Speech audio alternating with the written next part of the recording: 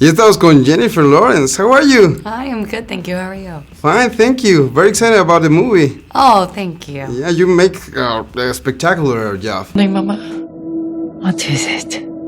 I have to go away for a while. There was all kind of scenes that you have to be very, very beautiful and very tough, and you suffer. You do a lot of things around the movie. How was the process? Is the most difficult movie that you have been, or not? In some ways, I think emotionally, probably Mother was the most difficult movie I've ever done. Physically, certainly this movie was the hardest I've ever done. I mean, learning ballet was the most physically challenged I've ever been. Yeah. Yeah, 4 months just to be able to move my arms correctly. And to put it in just in the Oh well, point I can't go on point. I can't even stand on my tiptoes. So from the waist down, that's not me. We train to determine the target's weakness and exploit that weakness to extract information. Are we going to become friends? Which could be the main difference between this kind of spy and the rest of all the story of spies? I think part of what's interesting about this is I think it's a very human way into the spy genre. I think often movies are very action-based and tech-based, or they're very political, and to me this is really about the characters. Well, the kind of spies in this world are... from an American point of view, the CIA guys in this movie are not like, armed to the teeth. They don't have like secret like blowguards and watches that shoot poisonous things.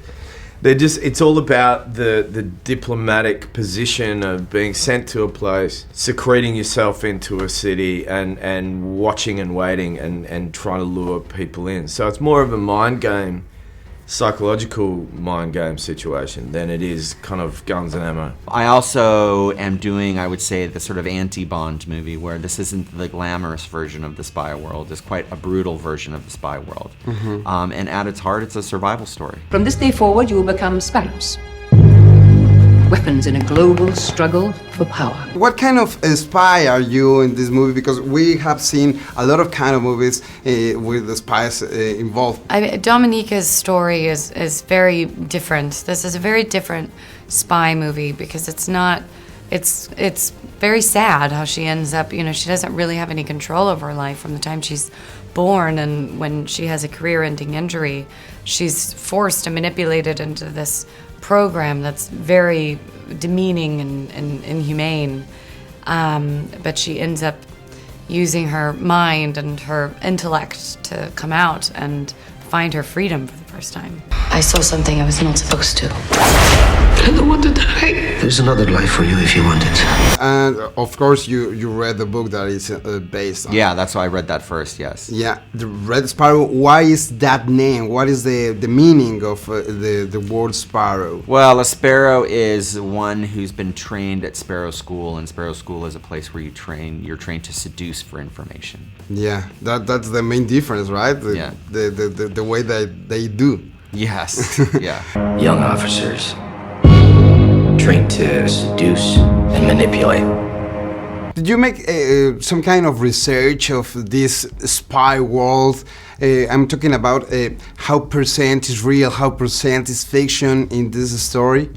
Well, Jason, who wrote the book, was a CIA operative. So we get to like hang out with him and talk to him about the life out on a diplomatic sort of position, undercover, or as an operative for the CIA. And I feel like he had taken his life, everything that he knew, all the stories that he knew, and created these characters to kind of depict. I don't know in terms of percentage, but there's a very big level of actuality going on in the movie. I mean, there's a lot of elements which are not as fictitious as we thought it would be. A world that reflected the kind of world that he lived in. The life that he lived, which meant that you were out there without a gun all the time, not necessarily always carrying a gun around. That there was a seriously high level of anxiety and constant fear of looking over your shoulder. It was like, how well is your cover, and how good is your cover? Is your cover going to get blown? Without backup. right? Yeah, without backup, and I feel like there's a really kind of human depiction of the character. Every human being is a puzzle of need. You must become the missing piece, and they will tell you anything. Which was the most difficult scene to make? You say that it's super brutal, the Yes. scenes that you have to put on, and you have to be very careful with the actors. Yeah. Which was the most difficult? Well, I think there's different kinds of things. I think there's definitely some tough content in the movie, and so there were some scenes where Jen was kind of pushing herself into new territory. And, you know, you always want to make sure that she's as comfortable as possible and that she's as protected as possible, and which makes things, you know, difficult. But, you know, we wanted to make it as right as possible for her.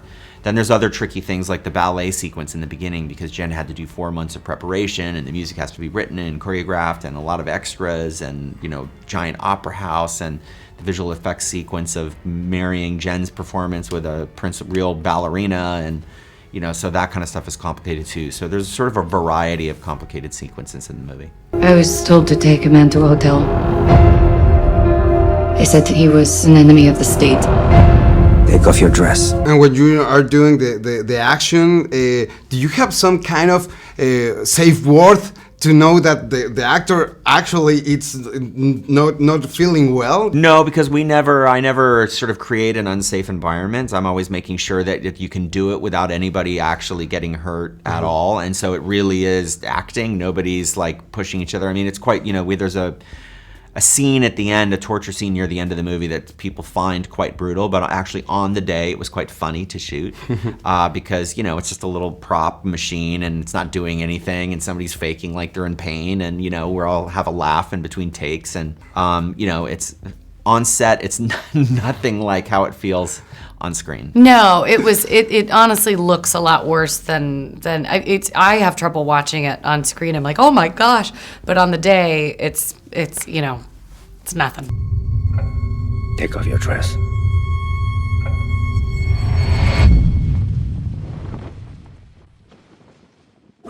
And how was your experience doing all that kind of scenes, very, very physical? Because you have been in action, but this kind of action, it's very street action. Like, Yeah, I mean, you know, it's just running around in the street and then being, you know, I have one scene in this movie where I get tortured, and, you know, I have to say, like, it's better to give than to receive. And I think when it comes to violence on screen, I think it sort of feels a bit easier to receive than to give. So there was something kind of, you know, I think when I say that violence, when you're being violent towards somebody else, that can leave a bit of a residue on you, and it feels like you have a responsibility of care. You know, when you're kind of beating somebody or stabbing them in a movie, it's like, it's a weird feeling, you know. yeah. It was kind of nice to just be tied to a chair and have somebody torture you, I have to say. It was kind of weird. Because you have to act like you are suffering. What is the dynamic into the set? You have a safe word to know everybody that you are not feeling well?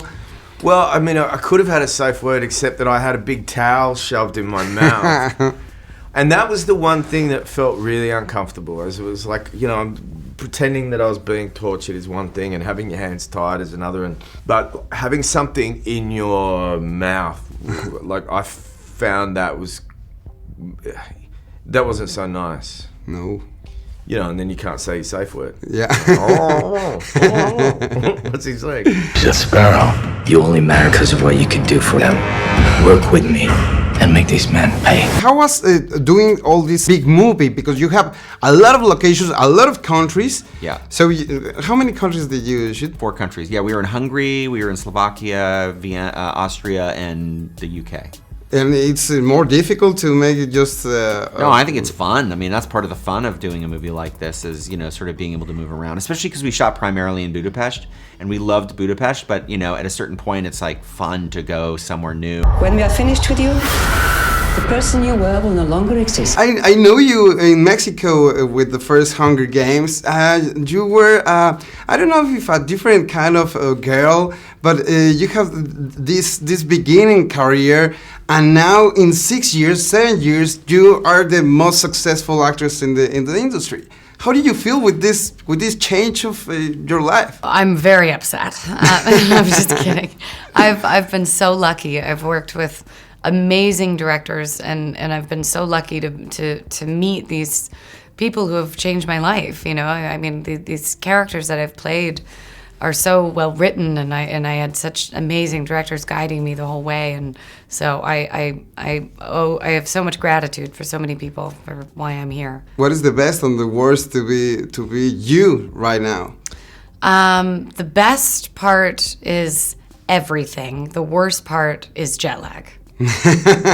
Like now. Yes.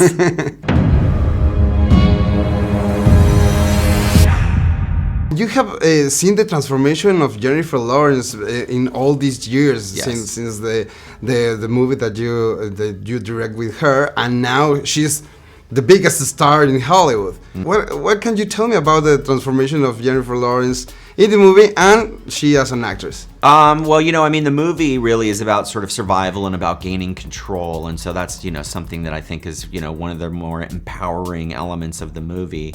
And I think, you know, Jen is definitely one who is a very empowered person. She's a very strong personality. She's great at what she does. She's very smart. She's very sophisticated.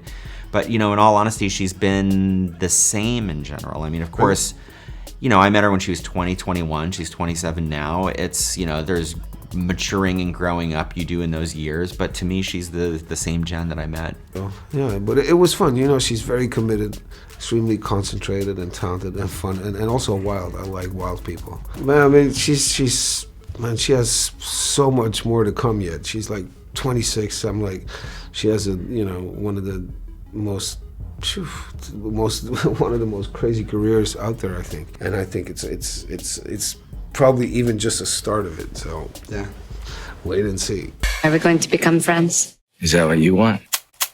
She wants to be a dancer, and the destiny go to how it's. Do you believe in destiny? Maybe. I mean, because if I just hadn't been standing at a street corner in New York one day, then somebody wouldn't have taken my picture, and then I wouldn't have gone to a modeling agency, and then I wouldn't have got into acting. So I guess, yeah, I have to. Yes, I do believe in destiny.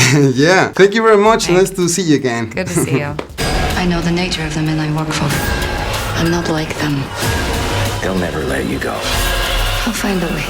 Operación Red Sparrow.